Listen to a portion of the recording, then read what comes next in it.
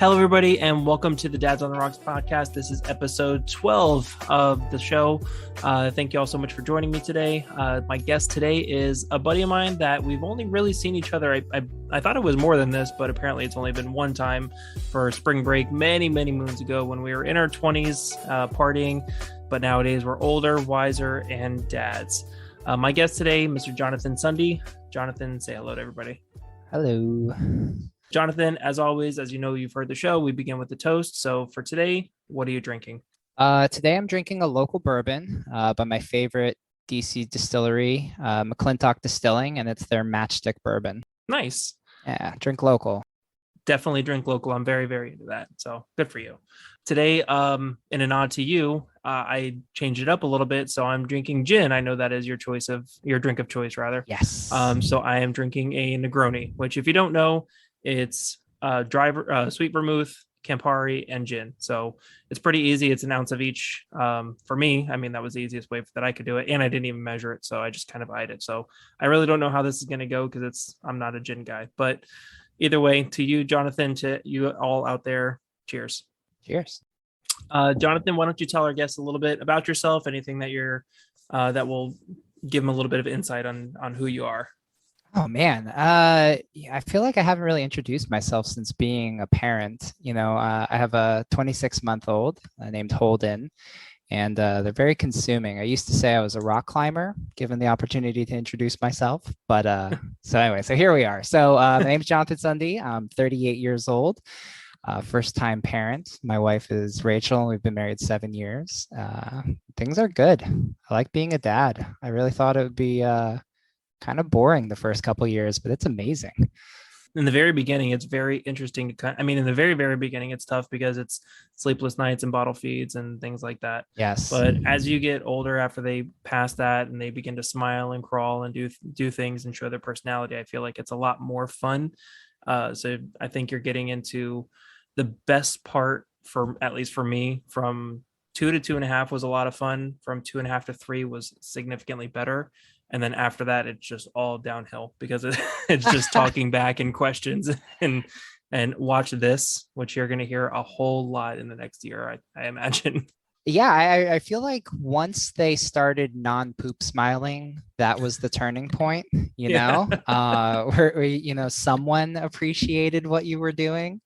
But the tiny little dictators, but they're cute. It's a con. They know it. Again, if he's anything like my daughter, and all kids are different, sure. But if he's anything like Allie, he's going to start conning you and testing your limits to see what he can get away with. And it's really difficult to try and let him have his fun and also, nip stuff in the bud because you don't want to have him get away with too much. Oh no, I'm 100% down for politely manipulative kid.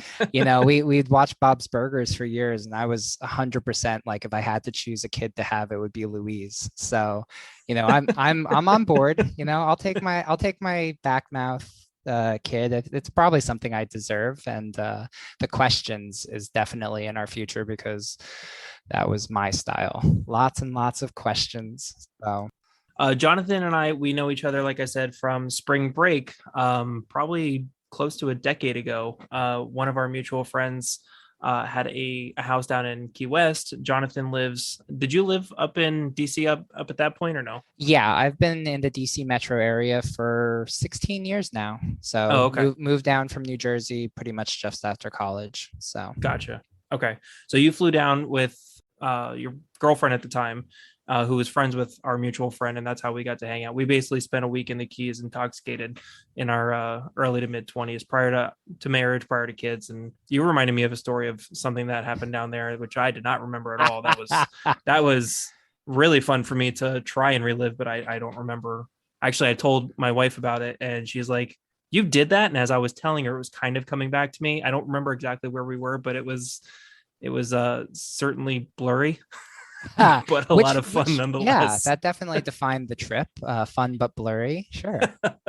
Yeah, jet skis, opening coconuts with machetes. Oh yeah.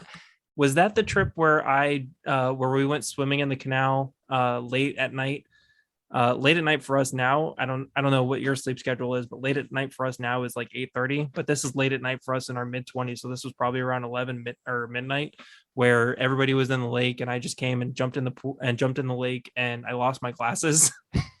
I don't remember. Like I said, fun but blurry. Fun but blurry. Yeah. Yeah. Okay. So Very indicative of the mid 20s. and yeah, my wife's a vampire. She works night shift in the Mm, pediatric ICU. And I was always down for that. When we were dating, it was great to have someone to text at 2 a.m.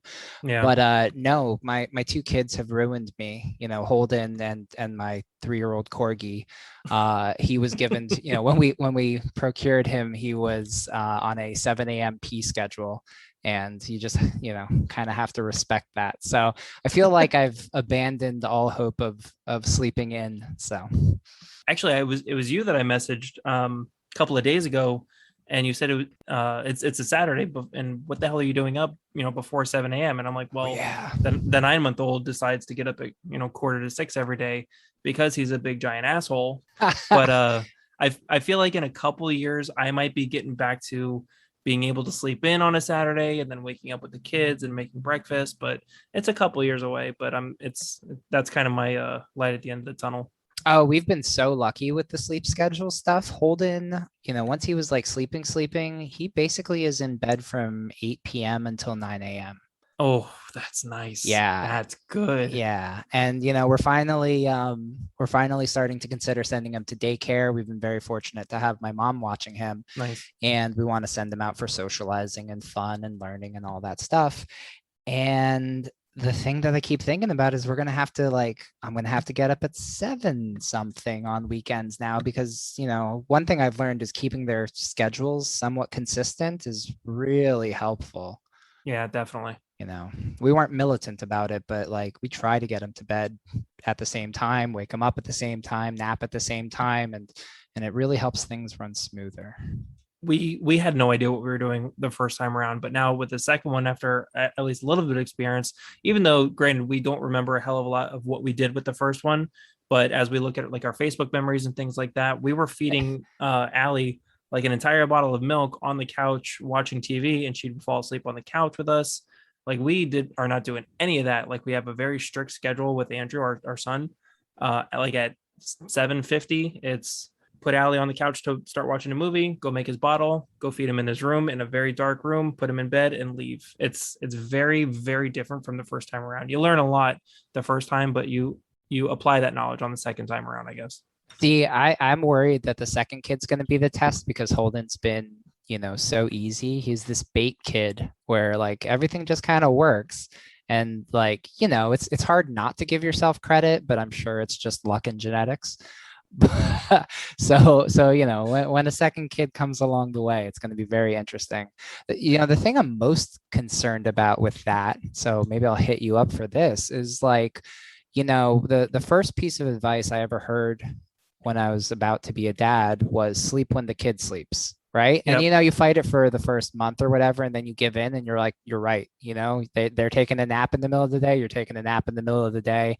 And that's the only way you catch up. But once you got that second kid, how do you survive? Well, does Holden take naps at all? Just 1 hour and a half nap. Okay. Well, our daughter stopped napping completely at the age of 2. Maybe, yeah, Whoa. maybe by like 2, actually right around Holden's age, between 2 and 2.5. She fought it for a little bit, and then we completely did away with it. And then it was gone ever since. She has not napped since, not once. So it's kind of difficult. So she goes from whenever she wakes up, which is traditionally 7:30, she goes all day long, and there's just no stopping. And she's at the point now where you have to run her, have her swimming, have her in the heat, do everything so that she does crash. Because if not, if she's just inside all day, she has all that pent up energy. She is not going to bed on time. So we never slept when the baby slept, or at least I don't remember for Steph, but for me, I never slept when the baby slept during the day. That was my time to play video games Sure. or do dishes or whatever. So I never did that. We just found a schedule to where I would do the very late feeding, and then Steph would do the 2 at night feedings, and then I'd get up really early. But that was still early on, and that was just so long ago. And it's funny when you're in it, it lasts forever, and it's grueling. But before you know it, it's gone, and you don't get that again unless you have another child. Yeah, no, parenting reminds me a lot of mosquitoes in the Amazon. I went on a yeah, okay, hear me out. I went on Okay, a I went on a trip with a friend to Peru, and we kind of bus hopped around the country for a while. And one of the last things we did in on the trip was we went and stayed at a lodge in the Amazon in the rainforest, Jesus. and it was amazing. But anyway, uh, but the mosquitoes in the rainforest are militant. Like we literally had, the most fancy bug spray you can have, and we wore like pants and a raincoat when it's not raining and it's 95 degrees because that was the only thing they wouldn't bite through. And you'd be kayaking, through some trees up a river that's kind of flooded inland, and you could just watch them hovering over you and landing and testing to see if you missed a square inch of bug spray on your skin. And Oh, and it was and it, right and you're like kayaking or you're hiking or you're sleeping, and you're just covered in bug bites. And then like good Lord. and then 2 months later, it didn't matter. It was amazing. It was one of the greatest things I've ever done. And in the moment, it's kind of like, ugh. But like for the rest of your life, you've got that story about kayaking up the Amazon, and it's so worth it. And parenting reminds me a lot of that, where it's like in the moment, yeah, sometimes you're just deep breaths, you know, find your calm. But it all washes away. It's great. By the way, two things that I take away from that story. The first, I mean, fuck you for living this awesome Uh, life for going to be able to go to the Amazon. Like I'm not the travel type, but that does sound so cool, like an experience that you'll never get to relive again. The second thing is that kind of does remind me of Jurassic Park, where the raptors are testing the cage to see if there's any weak points. So now from now on, I'm gonna relate every single mosquito I see that I try and slap away to a raptor and count it as a victory. oh man. Yeah, Uh, no, I was very fortunate to have friends that were more adventurous, maybe not more adventurous, but a bit more prepared than I was. mhm. And yeah, the Machu Picchu trip came out of a New Year's Eve party with some friends. And my one friend would just like, he wants to live his life. And he was like, yeah, I've saved up a bunch of money. I'm going to quit my job and travel for a while, but I don't know where to go. And I'm like, oh man, I have always wanted to go to Machu Picchu since we talked about it in like Gifted and Talented in fourth grade. I'm like, that was the coolest thing in the world. A city that we didn't know existed for 400 years, Yeah. Like everything's so connected and feels known. And like just the idea that they discovered an entire city in the mountains after it had been lost for 400 years always blew my mind. And, just from that, a month later, think nothing of it. Everyone's always talking about great things they're going to go do together. And my friend texts me, he's like, all right, so I've got a basic itinerary. And I'm like, oh, I guess we're actually going somewhere. Sure, that sounds great. Yeah, and it was an adventure. And I really do admire that you can have that aspiration to go. Like I'm not a travel person. I get so nervous and afraid of being in a new place and not knowing where my things are at. Kind of it makes me very nervous. I'm not a travel guy. But every time I've gone on a trip, when Stephanie has made me go on a trip, because that's where all of my vacationing comes from, I have such a great time. But no, that's awesome. I'm very jealous at the amount of traveling you've done. Yeah, yeah, I was very fortunate to do a lot of that in my 30s, early 30s. But I'm not sure when we're going to start that up again. It was like, you travel and then you see these like families biking across the countryside with their kids, and I'm like, that is the coolest thing in the world, Yeah. like I I yearn to have the kid who's been to the thing they're talking about in social studies class. Yes. I've seen kids on vacation, like parents with kids on vacation, and it's one thing to be like at a beach resort or something like that, but to be like in a another country or something entirely different, that's another thing. But the kids are traditionally older. Like it's very difficult to go on this big wild like adventure with, an 18-month-old. It's Yeah. not very, Yeah. it's not viable. Or even even the 2-year-old, we took a flight to go see some friends in Florida, and just like keeping them in a seat for 2.5 hours is hard. Yeah. And no, I have no idea what traveling would be like with him, because it's like, all right, well, what did we do? Well, we went to bars. Oh, can't do that. Yeah. We walked around a lot of museums with delicate stuff. Can't do that. Hiked a bunch of mountains. Well, I'm not in any shape to carry him. Although that I is can't carry myself. not anymore, man. I have let myself go. But that was one of my favorite stories from like a trip. We were hiking some mountains in Poland, kind of like a casual hike, nothing crazy as it sounds. But there was a guy carrying his like 3-year-old daughter up this mountain, and we're huffing it and, just trying to make it up the mountain. And he's carrying his 3-year-old daughter, and we got to a break point, a little flat spot, and we sit down and we're all breathing heavy, and he's breathing heavy. And his 3-year-old daughter looks up at him, and she sits there, and then she starts breathing heavy because obviously it was for her. It's like, oh, that's the cutest thing.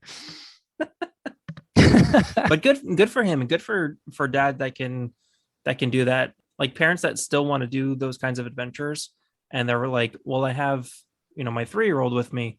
I still like going on hikes. I'm gonna man up and throw her on my shoulders. She's obviously not going to be able to do this trek.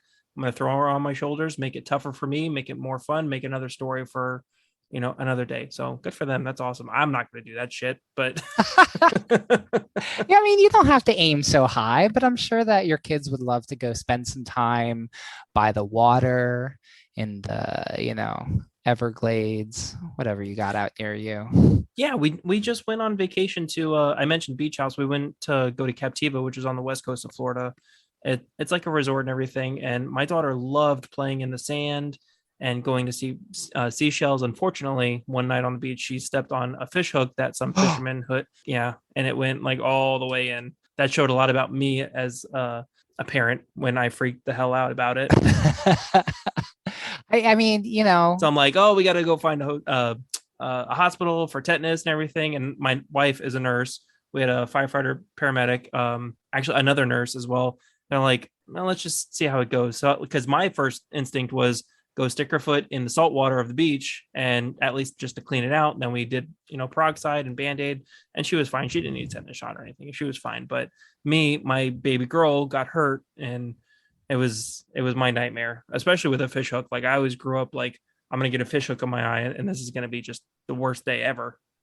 So it was like my worst nightmare for my baby girl. And just, I did not have a cool head that day. When I usually do, I did not have a cool head that day. it's hard to see them in pain, like I feel like being a parent makes you more empathetic, which is probably good for the world. Yeah, true. But yeah, like having that concern for them, like, you do it to yourself and you freak out a little bit, but like worrying about what they're experiencing really amplifies stuff. And I've kind of noticed myself, like I've grown out of my empathy for her because she milks it so much. Like just like an hour and a half ago, she like was playing and she backed up against the wall and like hit her elbow, and she's like, she didn't know if she should break down or not. And I'm like, you're fine. I'm like, well, you Yeah. shouldn't be playing so recklessly. Like I've just gone from like, oh, my baby girl, and then you're milking it. Oh, they're magnets for ways to get a rise out of us. When Big time. COVID started, Holden started fake coughing because he knew it instantly got attention. I'm like, what is, you little monster? Just goes and sneezes on fruit in the grocery store. Sorry. Oh man. But anyway, this is a lot of fun, but I feel like we got to press on. Jonathan, the first thing that we like to talk about, aside from all the stuff that we've been talking about already, is something about parenting, something that you would like to talk about for our guests to listen to regarding parenting. So I'll let you take it. Go ahead.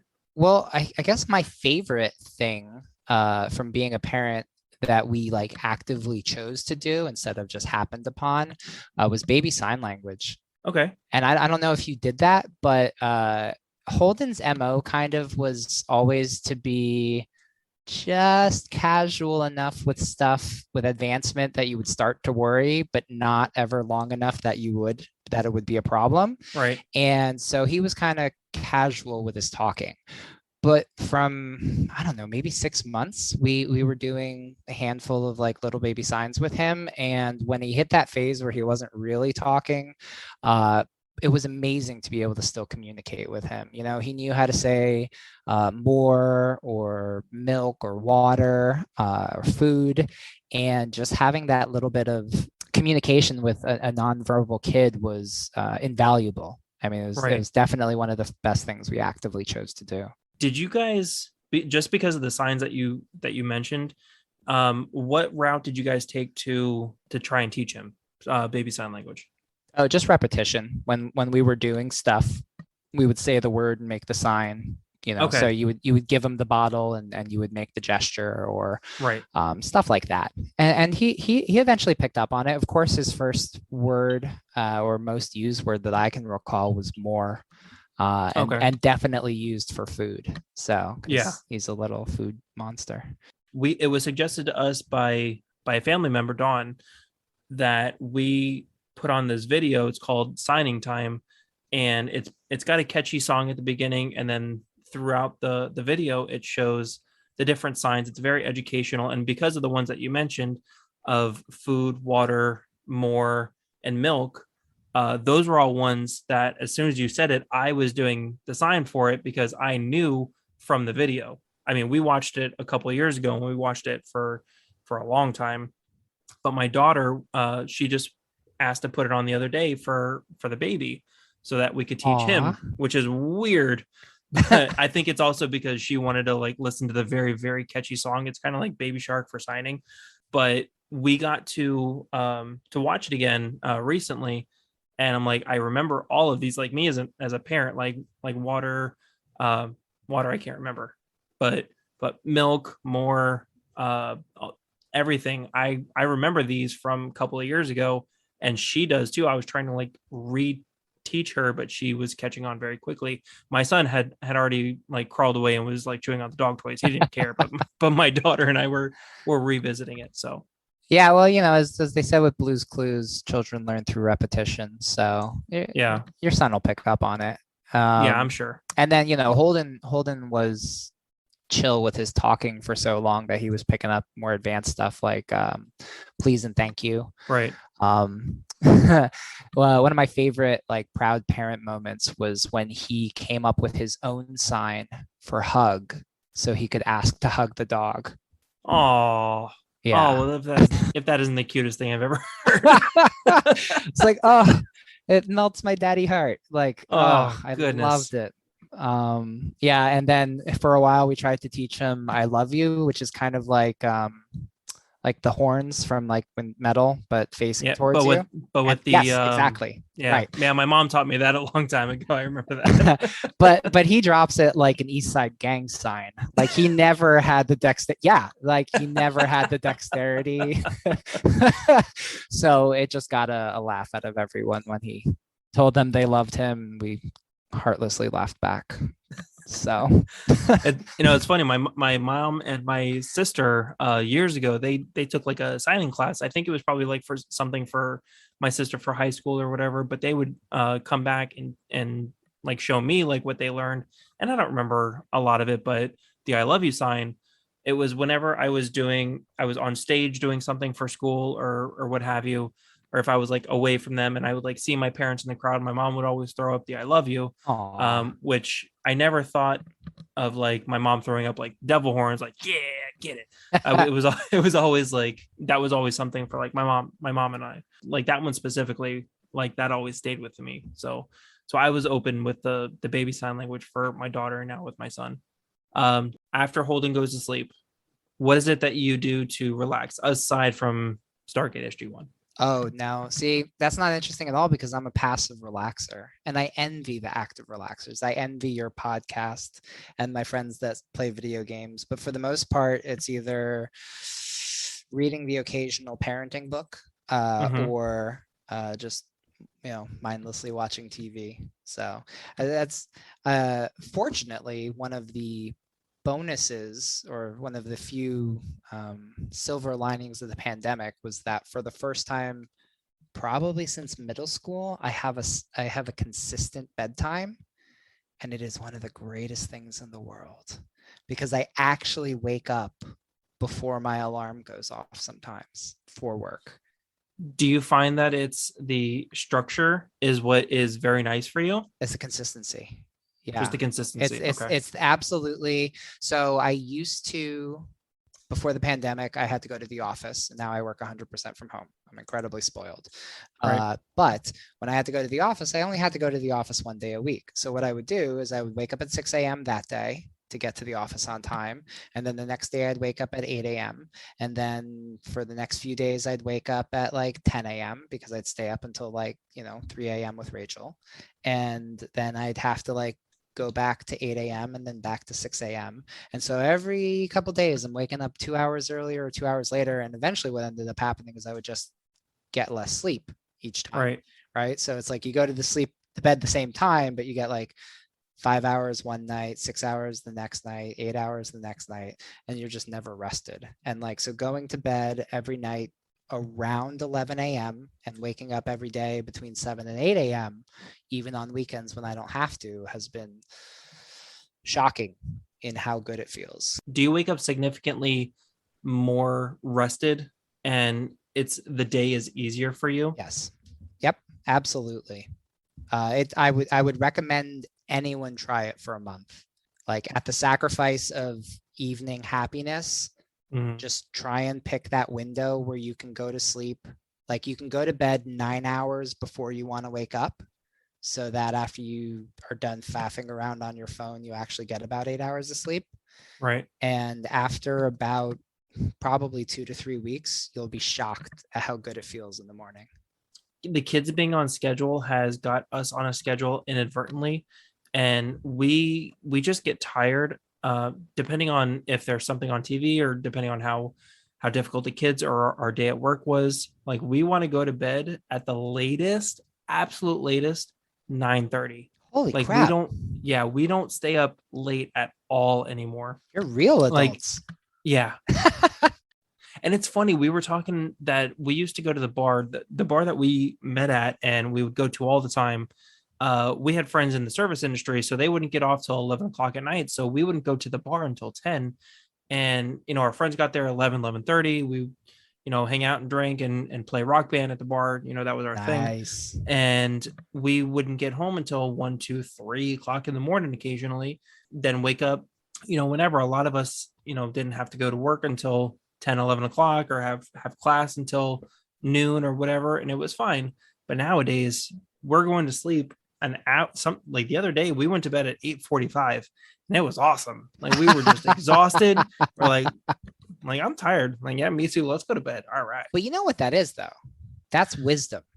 Yeah. Right? Because like wisdom and exhaustion. No, but hear me out. Like, right? Because like when you're young, it's all one more lap around the coffee table, like your 5-year-old. It's in college, I used to just be up till 3 or 4 a.m. for no reason. Yeah. Like, I remember one time I'm like up doing something at like 2 a.m. and my roommate is literally sitting next, on the other side of the room with his head on his chin on his hand, staring at his computer screen. Nothing's on the screen. It's just the background of his desktop. And he just looks at it and he's like there for like a minute and he's like, why am I still awake? I'm like, I have no idea, man. But that's what you do. You're just awake for no reason all the time because there's so much interesting stuff. And then, now you're like, you should be proud of that. Like, having the discipline to get sleep is incredibly difficult. And I think it's something that everyone is terrible at. I know I was terrible at it until the pandemic. Like, we got the Corgi 3 years ago and I generally woke up to like walk him. So he was getting me up at 7 or 8 a.m. for his bowels. And then Holden, he was 8 or 9 a.m. has been kind of his wake up time. So now I'm just like there on the weekends too. And so like I've hit a point where I've accepted that I no longer will be sleeping until 10 a.m. ever. At least not for now, because that eventually he is going to sleep later. He's going to eventually go to sleep later and he's going to wake up later. Eventually he's going to go to school. That's going to change, eventually. But I mean, I have friends that have teenagers and they sleep till noon. Like, so on the weekends, it's I don't have any friends that are like that have kids that are in the 10 to 12, 12 to 15 range. So I imagine that, because at least I remember when I was that age, I was like, I'll wake up at, whenever. And then it was like 9 o'clock and my mom's waking me up like, hey, pancakes are ready. Are you going to come have breakfast with us? Kind of thing. So eventually, like, you get to sleep in.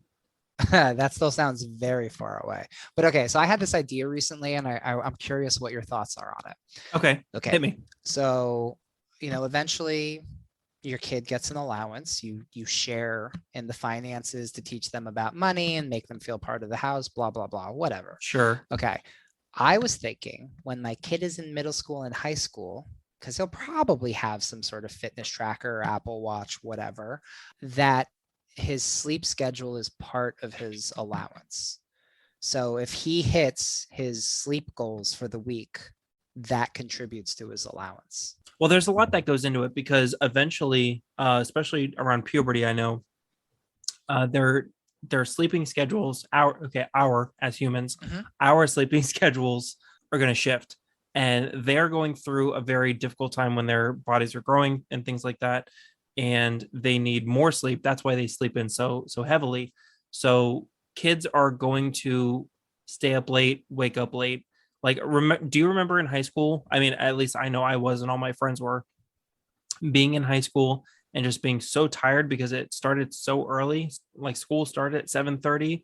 Oh yeah, If I would have gone those to bed hours are at a jacked up. reasonable time and not midnight, I would have been fine. But that's not who I was. Like, I didn't want to stay up, I didn't want to stay up till 9 o'clock at night and go to bed at a reasonable time. Like, I wanted to stay up and watch Monday Night Raw or, what have you. And I wanted to stay up late. Right. So I was always tired the next day. And that's why you incentivize it with money. And that's true. I don't know. I mean, you do bring up a very good point about their Like physiology. right, and what's their like what internal clock, That's a good point. Who knows? Maybe by the time our kids are in high school, they'll actually be listening to the evidence-based learnings and shift high school to a later time. Maybe because the people that are making the rules at that time are going to be a younger crowd, more of our crowd. They're going to know a little bit more. And at the same time, kids are being very aware of what is going on with like studies and things like that. Yeah, the internet has definitely accelerated the ability for us to communicate and share knowledge. And so it's kind of really democratized learnings, I guess, as it were. So as long as people are willing to listen, like, it's pretty easy to find that there has been a study on this or that or something like that. And I definitely agree with you in terms of the the generation of selfish hardship is passing the torch on some level, and we're going to start to see people making decisions who, came out of college to the Great Recession or came out of college to the Great Pandemic, and will have a better sense of, looking out for their fellow person and a sense of compassion, I think. I hope so. And I really genuinely hope that that's the case. Well, as a ray of hope, I read this book called Leaders Eat Last, and one of the theories he posited, and I don't know if it was his thing or if he'd read it somewhere else, but he basically said that, the people that came out of World War I and the Dust Bowl and all that in the 20s, they had learned that you need your neighbors, and they had developed a sense of compassion. And that's why, in the 50s and whatnot, you had all these decisions that were like, companies need to do what's right for their employees and pensions and helping and all that stuff. And then things became ruled by the people that came out of post World War II, where we had nothing but opulence and opportunity, and there was no shortage of anything because we were the only ones untouched by the Great World War.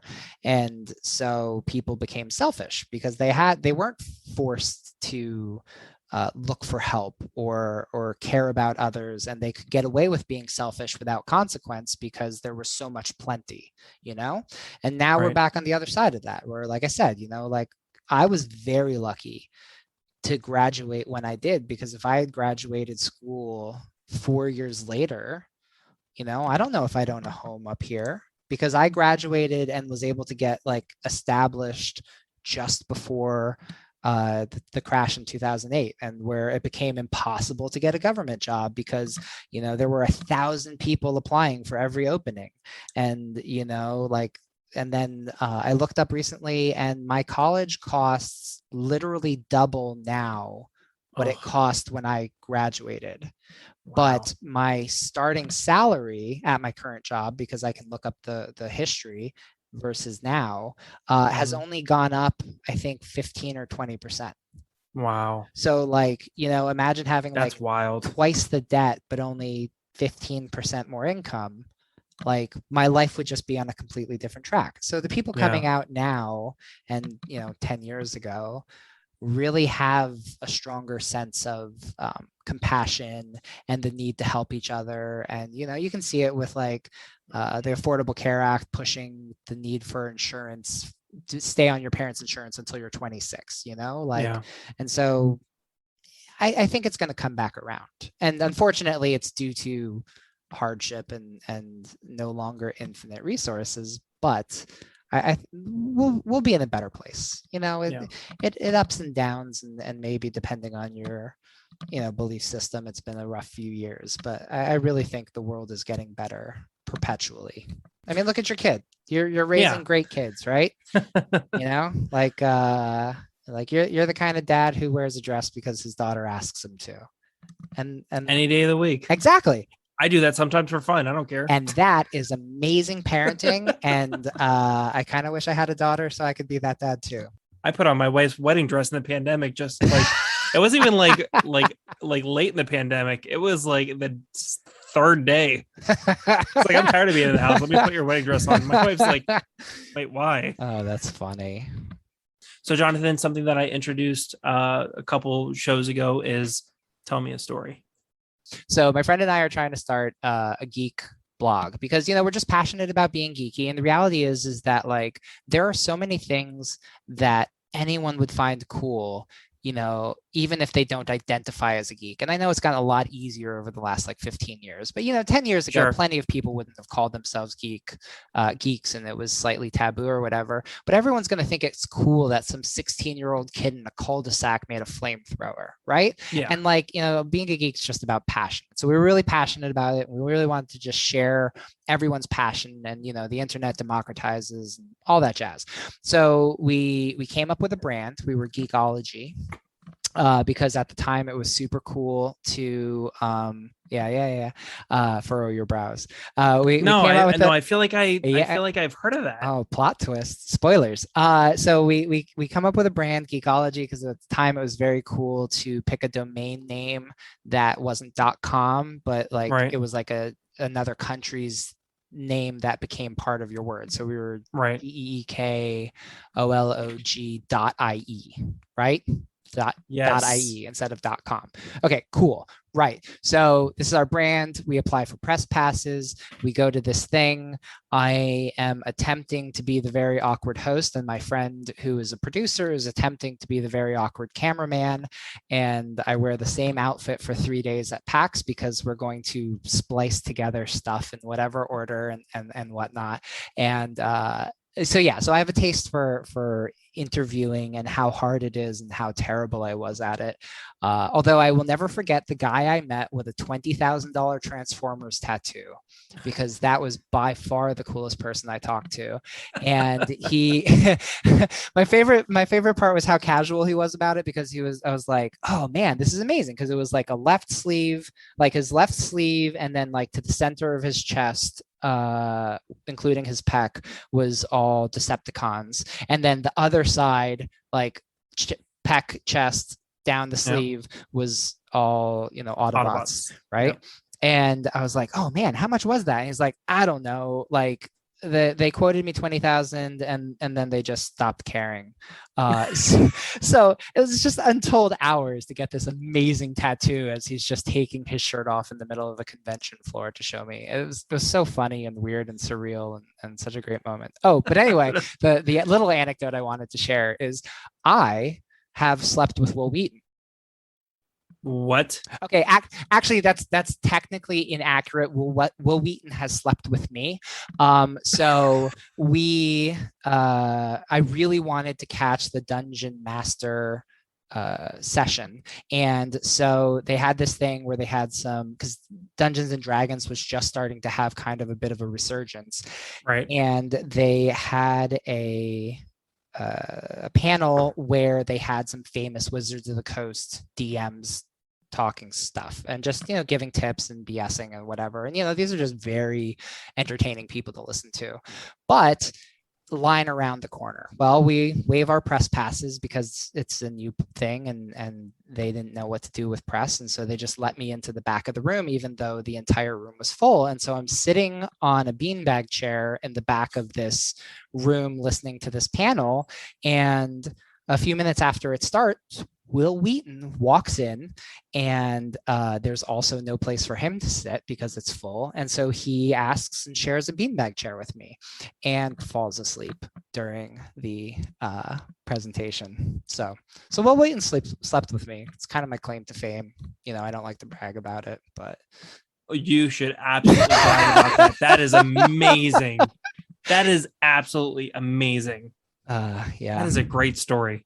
Yeah. But the footage from right. So the spoiler you brought up was halfway through the convention, we found out that Geekology was actually an existing website that had existed with a different spelling. So we're interviewing people and introducing ourselves as Geekology, and they're like, "Oh yeah, I've heard of you," and we're like, "Snicker, no, you haven't. What are you lying about?" Like, we did the bare minimum to get a press pass, and oh, whoops. So yeah, so that was fun. All right. I think that about wraps it up. Thank you very much, Jonathan, as my guest tonight. I cannot believe you slept with Will Wheaton, or Will Wheaton slept with me. Slept with you. Yeah. Very important. As I like to do with all my guests, do you have any last words for our listeners? I just want to say that, like, going into being a parent and choosing to be a parent, I was nervous about what it was going to be like to sacrifice your free will to take care of someone else. And I got to say that it's been nothing but a pleasure. It's incredibly rewarding. It's incredibly satisfying. It's important that you choose to go down the path, but I love it. I absolutely love my 26-month-old son, and it just keeps getting better. So it's tough, and it's wonderful, and it's a privilege being a dad. Good night, everybody.